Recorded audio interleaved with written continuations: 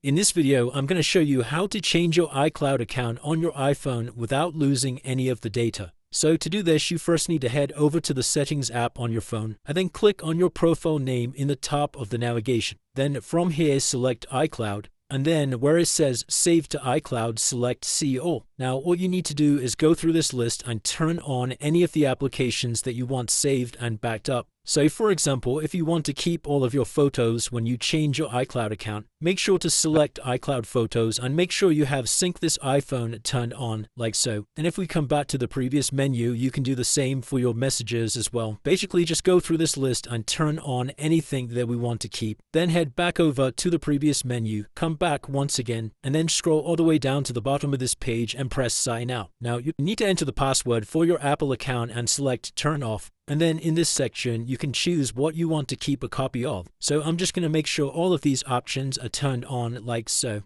And once you've done that, you can head over to the top right hand side and select Sign Out. Then confirm by pressing the Sign Out button. And now what you can do is click on Apple account at the top of the screen. And now you can sign in with your new iCloud account, or you can create one from this screen here. And it's as simple as that, guys. If you did find this video helpful, then let me know in the comments below and I'll see you in the next one.